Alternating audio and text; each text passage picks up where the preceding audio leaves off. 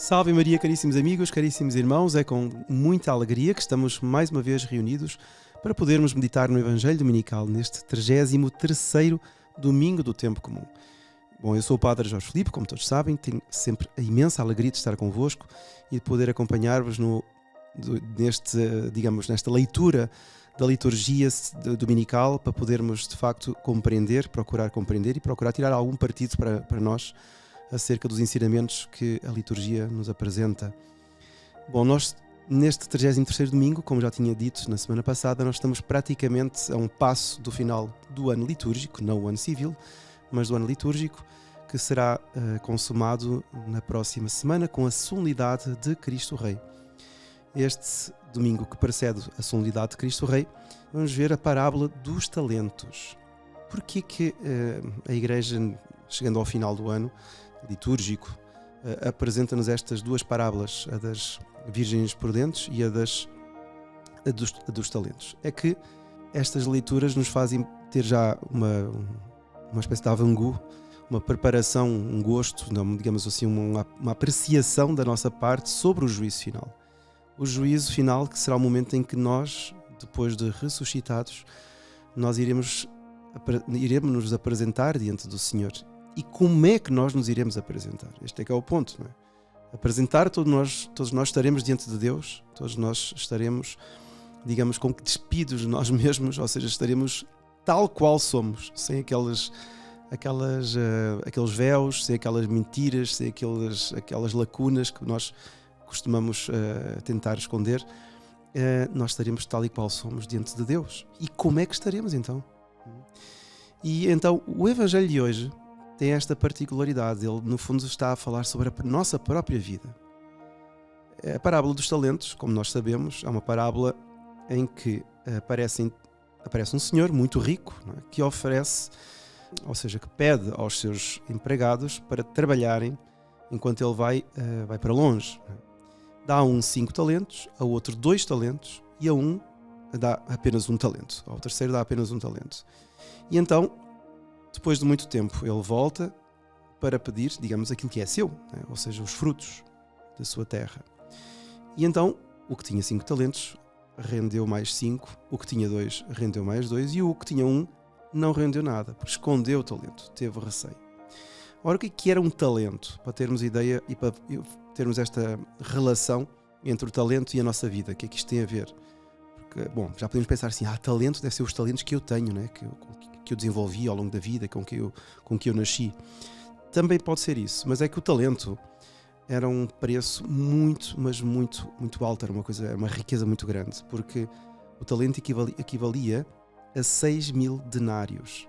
Um denário, para termos ideia, era uma jornada diária, era o soldo de uma jornada, era o que se pagava por um dia de trabalho. Então um talento são quase 20 anos de trabalho, ou seja, 5 talentos é o que se pagava para uma pessoa durante quase 100 anos. É uma vida.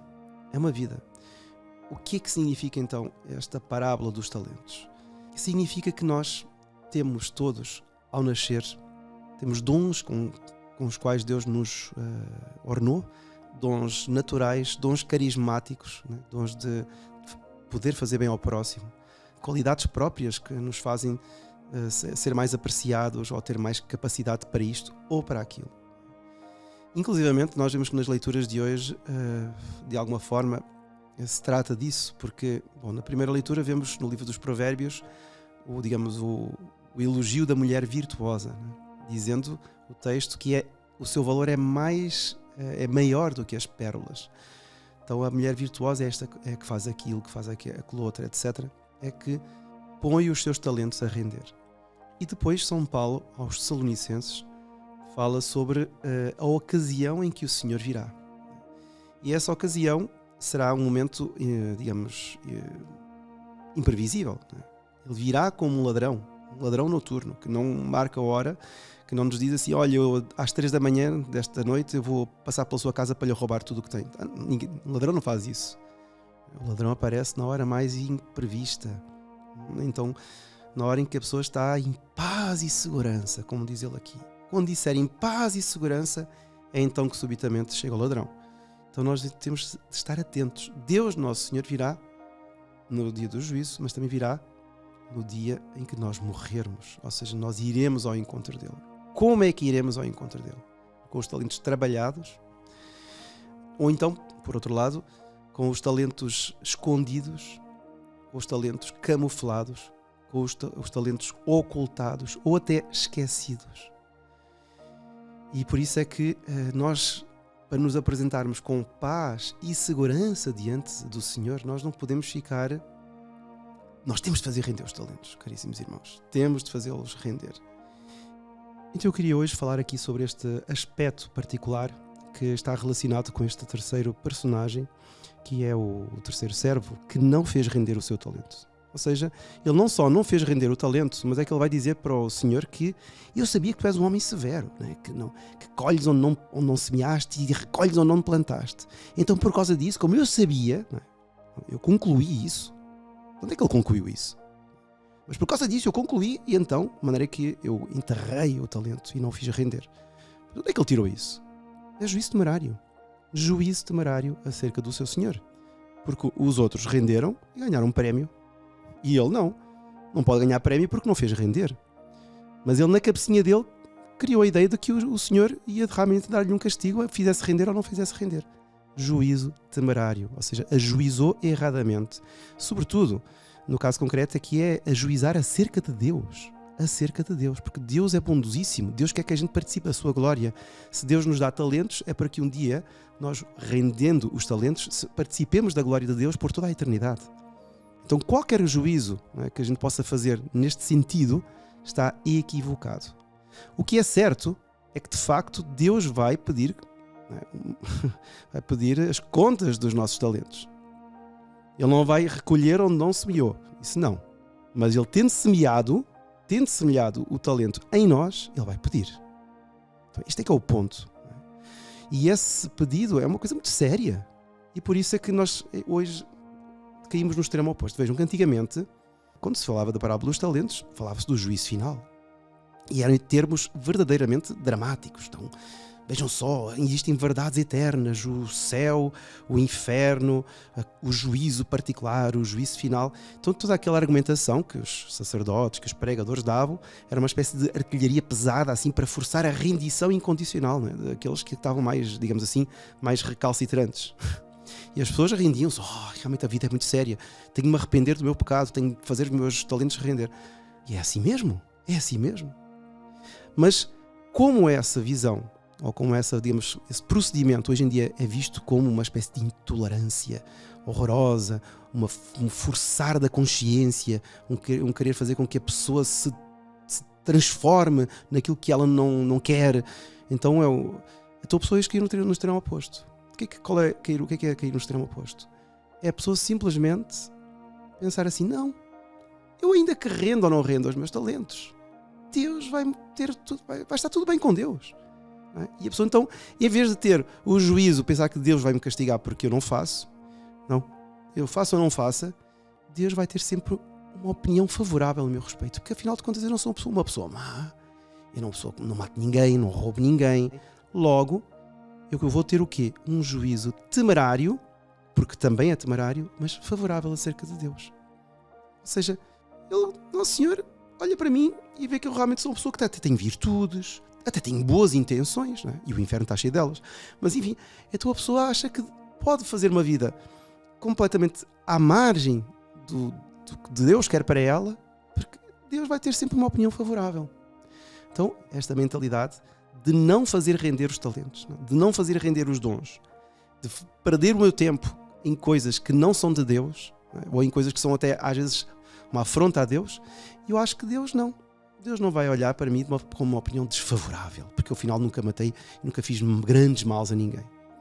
Então vejam só que isto é um juízo horrível. O que é o juízo temerário? O juízo temerário é tirar um juízo errado de algum procedimento, de alguma atitude, e eu ajuizar, tirar conclusões erradas. Não é? O juízo temerário favorável é eu, não fazendo aquilo que eu devo fazer, não colocando os talentos a render, achar que Deus, mesmo assim, me dará o céu, garantidamente. Porque Ele é tão misericordioso, Ele é tão bom para connosco, que ainda que eu faça o contrário da sua vontade, Deus vai olhar com bons olhos para mim. Então vejam só que esta atitude, caríssimos irmãos, é a atitude contrária daquele terceiro homem do Evangelho. O terceiro homem dizia que faça render ou não faça render o talento, tu és um homem mau. Tiras ou não te semeaste, de maneira que eu escondi. Aqui é o contrário. Aqui, olha, eu posso fazer o que eu quiser, porque Deus é tão bom. Então esta atitude, caríssimos irmãos, é uma atitude que eu poderia classificar assim. Às vezes nós chamamos certas pessoas de naive, pessoas que são meio cândidas, sorriem com um sorriso de quem não está a entender nada. Então as pessoas que têm esta atitude são naíves em relação à sua própria vida e são naíves em relação ao juízo que terão, do qual serão confrontadas diante de Deus. Serão julgadas por Deus. E esta naivete, esta simplicidade de alma, digamos, esta falta de juízo, porque é propriamente uma falta de juízo, pensar que eu posso ter uma vida sem cumprir com as minhas obrigações de católico, sem pôr os meus talentos em prática e com aquela placidez apresentar-me diante de Deus, e Deus vai me dar um prémio porque Ele é tão bom, é tão bom. Então isto é uma loucura, caríssimos irmãos. E é uma loucura na qual estamos aqui nos dias atuais, porque antigamente falava-se do inferno e falava-se disto e daquilo e as pessoas ficavam todas horrorizadas. E hoje em dia é o contrário. Hoje em dia está tudo muito bem. Você vive em pecado, desde de acordo com a sua consciência, está tudo muito bem. Juízo temerário favorável. Então vamos dar um exemplo aqui concreto, que até que eu queria dar um exemplo do qual me recordo, que digamos que vai elucidar bastante o que estou para aqui a dizer. Imaginemos um casal, tem uns pais que têm deveres sagrados para com os seus filhos, eles têm os deveres de dar uma educação ética, uma educação moral para os filhos, moral.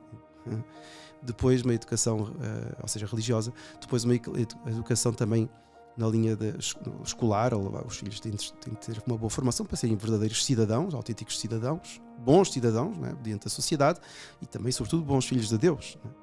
Agora, imaginemos que esses pais, levados por uma exagerada complacência para com os filhos, os nossos filhos são todos muito bons, são todos pessoas ótimas.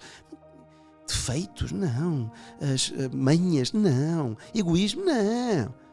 Então eles têm um descuido culposo da formação dos filhos. Então formam os filhos temerariamente, pensando que os filhos são muito melhores do que aquilo que eles são na realidade, e com esse juízo errado, eles violam gravemente os seus deveres de formar os filhos.